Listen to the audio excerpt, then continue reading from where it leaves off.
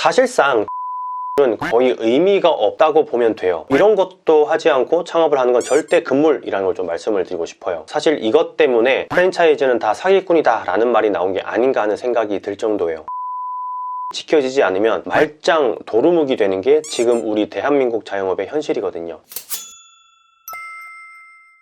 프랜차이즈는 바보나 하는 것이다. 많은 사람들이 이런 생각과 시각을 가지고 있어요. 물론 사기꾼들이 좀 많으니까 언론에서도 좀 안 좋은 이야기만 하게 되고 덩달아 우리의 시각도 이렇게 바뀌어 갔던 게 아닌가 하는 생각이에요. 프랜차이즈는 다 사기꾼이다 라는 것보다는 개중에 사기꾼이 많으니까 좀 조심해야 한다 정도로만 시각을 달리해도 오히려 더 이로운 판단을 하는 데 있어서 좀 도움이 될 거예요. 특히나 프랜차이즈 창업을 준비하고 있다면 말이에요. 오늘 제가 말씀드릴 내용이 프랜차이즈를 좀 제대로 분석하고 상생하는 브랜드를 선별하는 방법에 대해서이기 때문에 이런 이야기를 미리 한번 좀 드려봤어요. 다 사기꾼만 있는 건 아니니까 시야를 좀 더 넓혀서 객관적으로 바라볼 수 있는 눈을 좀 기르시면 좋을 것 같아요. 프랜차이즈를 분석할 때 사실 여러 가지 방법들이 좀 쓰이죠. 직접 대표를 만나본다거나 재무적인 상황이라든지 또는 정보공개서를 보고 실제로 운영하고 있는 점주들을 만나서 인터뷰를 하기도 하고요. 다 좋은 방법이에요. 다만 시간이 좀 많이 들죠. 그래서 1차적으로 방구석에서 할 수 있는 아주 간단하면서도 이런 것도 하지 않고 창업을 하는 건 절대 금물이라는 걸 좀 말씀을 드리고 싶어요. 제가 3가지로 좀 정리를 해서 말씀을 드릴 텐데요. 예시로 보여드리는 부분이 좀 있어야 하기 때문에 일전에 한번 인터뷰를 했었던 매드라는 브랜드를 객관적 자료를 기준으로 소개하면서 좀 말씀을 드려볼게요. 첫 번째는 이제는 영업 권역이다 입니다. 자, 여러분 뭐니 해도 중요해진 게 바로 이 영업 권역인데요. 아마 프랜차이즈를 이미 운영하시는 분들은 익히 알고 계시겠지만 이것 때문에 정말 골치가 아파요. 아무리 장사가 잘 된다 한들 이 영업 권역이 지켜지지 않으면 말짱 도루묵이 되는 게 지금 우리 대한민국 자영업의 현실이거든요. 실제로 배달이 있기 전까지는 사실 이 영업 권역이라는 게 크게 문제가 되거나 하진 않았어요. 뭐 편의점끼리만 좀 옥신각신 그런 이야기가 나올 뿐이었죠. 하지만 배달이 자리를 잡고 나서부터는 완전 제살 깎아먹기 경쟁이 시작됐어요. 배달 플랫폼에서 적게는 2개, 3개, 많게는 5개까지 같은 브랜드의 가맹점들이 우후죽순으로 좀 뜨고 있으니까요. 뉴스에서도 이제 여러 번 다뤘지만 사실 아직까지도 크게 개선되어지고 있진 않아요. 그래서 중요한 건 특히나 배달 전문점의 경우는 영업 권역을 확실히 지켜주는 브랜드가 상생하는 브랜드일 수밖에 없어요. 즉 가맹점을 생각한다라는 거죠. 자, C 브랜드 같은 경우는 전국의 매장이 900개가 넘어가는데요. 최소 300m에서 1km의 매장이 오밀조밀 붙어 있어요. 이런 경우가 배달 플랫폼에서 5개씩 동일 브랜드끼리 경쟁을 하는 그런 구조라고 생각하시면 돼요. 일전에 인터뷰를 진행했었던 매드 기억하시는지 모르겠어요. 이 브랜드의 경우는 전국에 현재 약 50개 정도의 가맹점이 분포되어 있는데 매장 간 거리 기준을 4km로 책정을 하고 있어요. 당시 인터뷰에서도 그렇게 이야기를 한 적이 있어요. 앞으로 매장이 늘어나도 이건 지킬 거라고 말이에요. 그 이유가 배달 플랫폼에서 겹치기 때문이기도 하고 가맹점의 최대 매출 한계를 없애버리기 위함이 크다고 말하더라고요. 그러니까 동단위가 아니라 구단위로 가맹점을 분포시키고 그 거리를 지켜준다라는 거죠. 대신에 그만큼 많은 권역을 주고 많은 매출을 일으킬 수 있도록 구조를 짜요. 한마디로 몸은 좀 고될 수 있다라는 거예요. 그래서 얼마 전에 한번 커피를 제가 같이 마시면서 다시 이야기를 나눈 적이 있는데 적당히 팔 생각으로 가맹을 하시는 분들은 썩 반갑지 않다 그렇게 말을 하더라고요. 왜냐하면 넓은 권역을 주고 나면 더 이상 그 안에 또 다른 가맹점을 넣지 못하는데 그럼 충분히 매출을 뺄 수 있는 권한을 줬음에도 불구하고 그게 되지 않기 때문인 거죠. 확실히 보장받는 영업 권역 어떤 의미인지 인지하셨죠? 실제로 매드에서는 천안에 가맹점을 딱 2군데 출점하고 나서 더 이상 출점 문의를 받고 있지 않고 있어요. 65만 인구의 2개의 가맹점이라고 한다면 각 30만 인구를 배정한다는 뜻인데요. 물론 인구 밀집 지역에 출점한다는 가정 하이겠지만 가맹점 입장에서는 충분히 상단을 좀 열어놓고 그리고 나서 장사를 하는 것과 다름이 없기 때문에 우리가 눈여겨봐야 할 대목이에요. 두 번째는 매출보다는 순이익과 원금 회수다입니다. 프랜차이즈에서는 10년도 더 된 방식을 아직도 많이들 사용해요. 사실 이것 때문에 프랜차이즈는 다 사기꾼이다 라는 말이 나온 게 아닌가 하는 생각이 들 정도예요. 오래전부터 프랜차이즈 업계에서는 최고 일매출이 굉장히 좋은 광고의 소재로 쓰였어요. 인간의 뇌는 생각보다 좀 단순하기 때문에 최고 일매출을 보면 도파민이 자기도 모르게 막 흘러나오거든요. 이게 막 내 이야기가 될 것 같고 하면서 말이에요. 따로 계산하거나 따져보지 않고 잘 알아보지 않고 그저 혼자만의 상상의 나래를 펼치는 거예요. 사실상 최고 일매출은 거의 의미가 없다고 보면 돼요. 보세요. 정보 공개서에도 최고 일매출 따위는 나오지 않고요. 그럼 이 수치가 다 과장된 거냐라고 한다면 그건 또 아니에요. 일부 과장되게 표기를 하는 것도 있겠지만 대부분은 사실이에요. 다만 최고 일매출이 전혀 중요하지 않다라는 거죠. 오히려 평균 매출과 원금 회수가 훨씬 더 중요하게 생각해야 할 문제예요. 화려한 홈페이지상의 최고 일매출에 현혹되지 않아야 한다는 거죠. 모 브랜드의 경우는 최고 일매출이 550만 원이 넘어요. 그런데 이건 특정 상권에서 특정 이벤트나 오픈 초기의 일매출에 불과할 뿐이에요. 거기다가 원금 회수율을 생각해보면 정말 의미가 없는 수치예요. 이곳은 상품의 거의 모든 메뉴가 원팩화돼서 들어오는데 몇몇 개의 원가를 보면 47%가 넘어가요. 물론 질이 좋아서 그럴 수 있지 않냐라고 할 수 있겠죠. 하지만 하나하나 맛을 보고 점주님 입장을 생각했을 때 47%는 과한 거예요. 아까 말씀드렸던 매드 같은 경우는 평균 원가율이 40% 정도예요. 물론 40%가 넘어가는 항목도 일부 있지만 7% 차이면 원금 회수율에서도 어마어마한 기간을 앞당길 수 있어요. 특히나 앞서 이야기했던 그 권역을 넓게 받으면 많이 팔 수 있고 그만큼 원금 회수 기간은 당겨지는 거죠. 진짜 초대박인 건 모 치킨 브랜드의 경우는 원가율이 55%까지 치솟아 있어요. 실제로 제 눈으로 이제 본 사례인데 거의 미칠 노릇이죠. 원팩이 아닌데도 불구하고 여러 가지 부자재 때문에 원가가 55%가 넘어가는 거예요. 팔면 뭐예요? 남질 않는데요. 자, 얼마 전에 강의를 하면서 만난 한 분도 저한테 이런 하소연을 하셨는데 이름난 닭고기 브랜드였는데 홀 매장이 있음에도 불구하고 12%가 겨우 넘더라고요. 마진이. 암담하죠. 배달 매장의 경우라면 첫 번째로 말씀드린 그 권역을 넓게 받아서 매출을 많이 내야 그나마 약 13%에서 15%까지 마진이 남아요. 직배를 하지 않는다는 가정하에서요. 주문이 많이 들어오면 사실상 직배는 힘들어요. 그래서 정보공개소의 월 평균 매출을 많이들 보시는데 이게 평균의 함정일 수도 있어요. 그래서 이 항목을 보실 때는 평균 월 매출과 연간 평균 매출액 상한의 갭을 보시면 돼요. 이게 이제 원금 회수율이 짧아지냐 아니면 길어지냐의 기준점이 되기도 하거든요. 최소 6개월에서 1년 안에는 원금을 회수해야 할 만한 싸움이 되는 거거든요. 2년, 3년 이상 해도 이 원금 회수를 못하는 브랜드가 너무 많다 보니까 다들 힘들어 하는 거예요. 자, 귀 쫑긋 세우고 한번 잘 들어보세요. 조금 헛갈릴 수도 있어요. 자, 보통은 월 평균 매출과 연간 평균 매출액 상한의 갭이 클수록 평균 수치가 잘 안 맞다고 생각하시면 돼요. 즉 평균의 함정이 더 깊어지는 거죠. 반대로 이 갭이 적으면 신규 가맹점에서도 평균 매출이 나올 수 있는 가능성이 높아지는 거예요. 예를 들어서 매드의 정보 공개서를 한번 보면 월 평균 매출이 약 1억 4천 정도가 나오죠. 그리고 연간 평균 매출액 상한은 약 2억 9천이에요. 그럼 대략 2배 정도의 차이가 난다고 볼 수 있어요. 보통 이 평균 매출과 연간 평균 매출액 상한의 차이가 많게는 5배, 6배도 나오고 일반적으로는 3배에서 4배 정도 차이가 나요. 즉 많은 분들이 평균의 함정에 빠져서 돌아오지 못하는 강을 건너고 있는 거예요. 최고 일매출보다는 매출 대비 순이익 그리고 원금 회수율 추가로 이걸 짐작하기 위해서 정보공개서에 있는 월 평균 매출과 연간 평균 매출액 상한의 갭을 짚어보기 이해되셨죠? 평당 매출 역시 도움이 되긴 하는데 요즘은 배달 매장이 좀 많아지다 보니까 이게 이제 예전하고 비교하기에는 조금 아리송한 부분이 있어요. 홀 전문 매장끼리만 보실 때 참고하시면 좋을 수치이기도 하고요. 마지막 세 번째는 창업 비용의 어두운 함정입니다. 많은 프랜차이즈들이 홈페이지에서 창업 비용의 모든 걸 나타내지 않고 있어요. 별도 공사의 항목으로 빼서 많게는 5천만 원까지 낮춰서 표기를 하고 있다라는 거죠. 순진한 초보 창업자들은 3천만 원으로 창업이 가능하다고? 5천만 원으로 가능하네? 라는 생각에 문을 두드리게 되고 이 계약을 진행하면서 천천히 화려한 언변에 속아서 창업을 하게 되는 경우가 굉장히 많아요. 즉 양심을 지키지 않는 브랜드가 아직도 많다라는 거예요. 반대로 양심을 지키는 브랜드는 확실히 뒷말이 없어요. 보통 이제 별도 공사라는 건 철거라든지 전기 증설, 가스 시설, 바닥 공사, 덕트 공사, 냉난방기 뭐 이외에도 사실 대여섯 가지가 더 항목이 있어요. 이런 비용을 포함시키지 않고 이야기를 하는 거예요. 현장에서 견적을 내보면 그냥 뭐 2천에서 3천만 원은 우습게 추가로 나오는데요. 한번 생각을 해보세요. 철거 비용, 덕트 공사만 해도 수백, 수천만 원이 될 수도 있는데 이걸 생각지 못한다라는 거예요. 예전에 매드와 인터뷰를 할 때 이 부분을 좀 물어본 적이 있어요. 아니 왜 매드는 별도 공사 항목을 다 포함시켜서 창업비를 비싸게 보이게 해놨냐라고 말이에요. 실제로 별도 공사를 3천만 원으로 버젓이 홈페이지에 표기를 해놨거든요. 그때 대표자분이 하는 말이 나중에 알게 되면 힘 빠지잖아요 였어요. 그냥 양심적인 거예요. 뭐 이것저것 이야기할 것도 없이 말이에요. 물론 별도 공사라는 게 견적이 좀 천차만별이긴 해요. 점포마다 가진 특성이 다르기 때문에 금액이 좀 상이하거든요. 그래서 별도 항목으로 빼놓은 부분도 있지만 그래도 수천만 원의 차이가 난다면 이건 순진한 초보 창업자 창업자들의 눈을 가리고 진행을 하는 걸로 보는 게 맞는 것 같아요. 창업 비용을 홈페이지 금액 그대로 생각하면 큰 오산, 반드시 별도 공사 평균 금액이라도 안내를 받아서 견적을 내는 게 정말